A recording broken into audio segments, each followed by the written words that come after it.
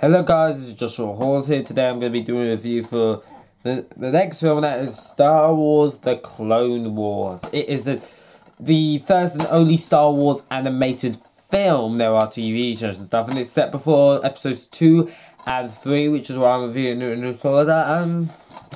It's not bad, but it's definitely the worst Star Wars film.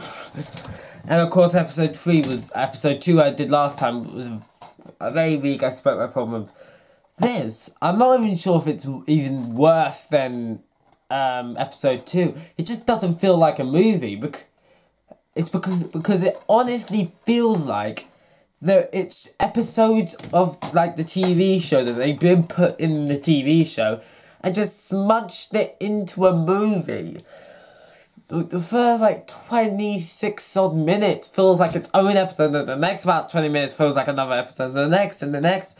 It's just, it doesn't feel like a movie. And plus the advertisements really, they advertised that Yoda would lose a lightsaber, which I thought Yoda used a lightsaber, that's really cool.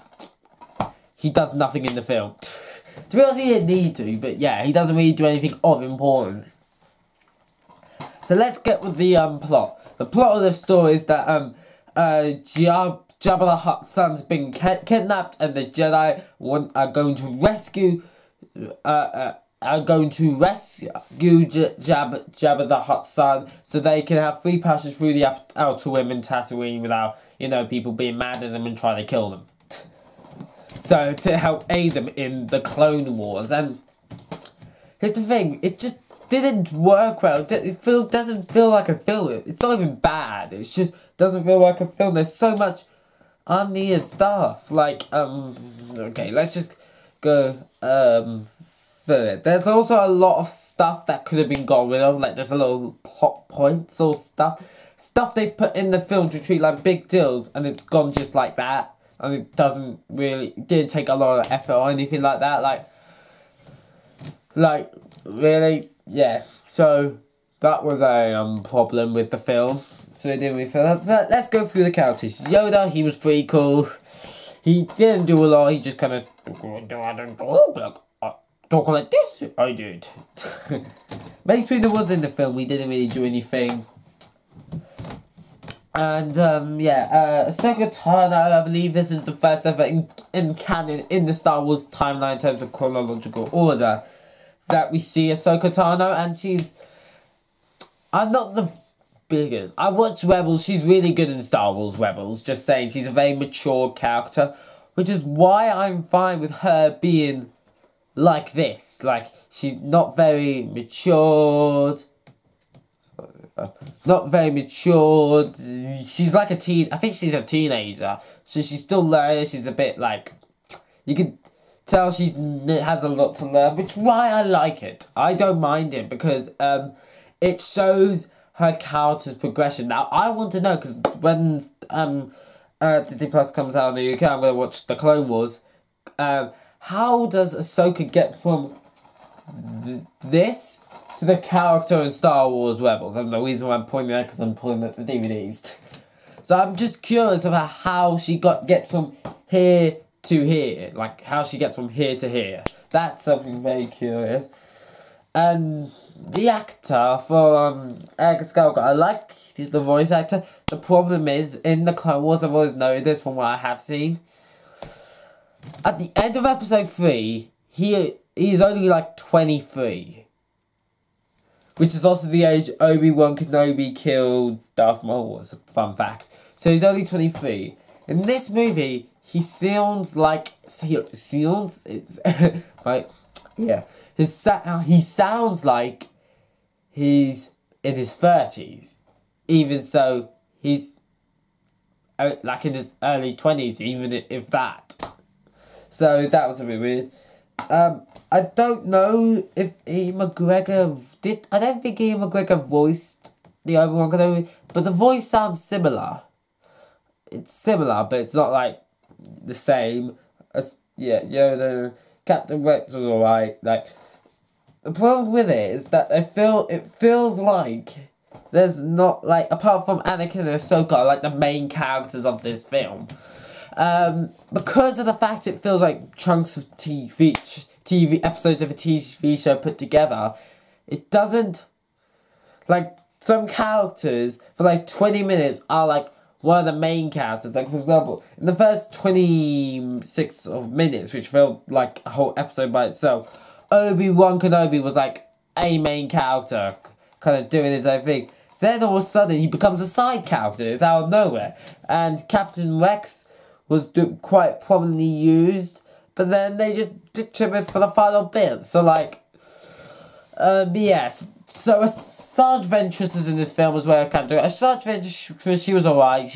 I don't really know a lot about her character, which is when I watched the close. I hope find out more about her. Count Dooku was just he was better than episode 2, because in episode 2 he's awful. Like, they don't build him up as the Sith Lord. Like, at least in episode 1, they had Darth Maul. You have found out about him like less than an hour into the film. Probably like maybe even half an hour, no more than that. So you know he's a Sith, and he's something you've got to look forward to. They don't do this. They didn't do that in episode 2. You see him first time in like an hour, 10 minutes in the film, but you don't know if he's an important character. He's just talking to people about pretty much people joining the Trade Federation to create an army. And then an hour and a half in the film, we realise he's a big character, and it's pretty much near the end we realise, oh, he's a Sith Lord. So it wasn't anything to really look forward to, but he was better in this film. He seemed a bit more smart. I'm not sure. He seemed better in this film. The lightsaber fights were okay. Wait. I literally just watched the film, but I don't even think this scene happened. I might be going crazy, but there's a scene of Asajj Ventress and Anakin Skywalker fight. They don't have a proper lightsaber fight in the film. Yeah, so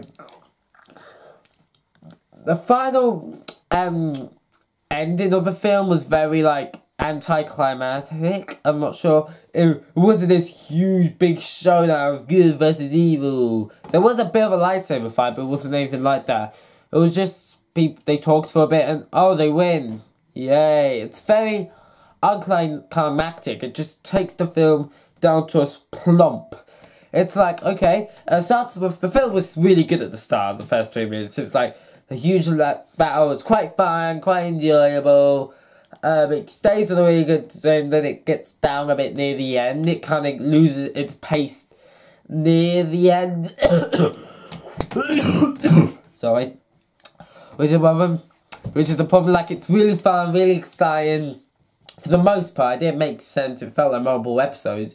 But for the most part, it was kind of like going on upwards. But when kind of, then something happened, then it just went down. And it was just boring. It didn't really feel needed. Don't know why I'm doing that. So yeah, that's kind of all I have to really say this film. So I'm not there was some decent bits in it, like when Anakin Skywalker goes back to Tatooine, spoiler, because of course Jabba the Hutt lives in Tatooine and he's got to take his child back to him, so they're got to be on Tatooine at some point. They do kind of think back to the events of episode 2, which is that event in episode 2 is my favourite. It's definitely one of my favourite Star Wars films, but definitely not favourite Star Wars films. No, it's definitely one of my favourite Star Wars scenes, but it's definitely the best scene of the entire film. Just that kind of him entering the dark side, I thought was really cool. But yeah, so he thinks about it, he doesn't want to talk about it, just going to forget it. And so they did do that. I think it was quite good that they talked about it, they didn't forget that happened. So yeah, that's pretty much all I have to say for this film. What I think, it was decent. I know it might sound like I'm hating on the film, but it's not actually that bad. It's really good at the start, with a lot of action. Just the end, it was a bit climactic and didn't feel like as action-packed. But the lightsaber fights were actually pretty cool for what they were. And I'm quite interested in how Ahsoka's character developed from here to the Rebels. So there's a lot of stuff I'm quite interested about because it's movie. So it does its job. It's just disappointing. I can understand why it's the lowest reviewed Star Wars film. It's got the lowest score on Rotten Tomatoes, which I don't care what Rotten Tomatoes thinks, because literally the second lowest film is The Rise of Skywalker. That's my favourite Star Wars film. So yeah. Overall, though, I'd give this film a 5 out of 10. It is decent. It has some really cool action, especially at the start. Like, it has a good start. The lightsaber fights are pretty good. and the way they kind of linked back to episode 2 about the Anakin tapping into the dark side, so a little bit. So yeah, it was pretty good. It's just the ending kind of felt a bit dull and just not really meh. It's like it didn't feel like a story that needed to be told. I think it was good. It was nice, but it wasn't a story that needed to be told, in my opinion. So overall, it's a 5 out of 10, pretty decent. I would watch it again, it is enjoyable. So yeah, I hope you enjoyed this video. If you did, don't forget to like the video, subscribe to the channel if you yet, turn notifications on so you never miss a video. I'll see you all in the next video. Bye guys!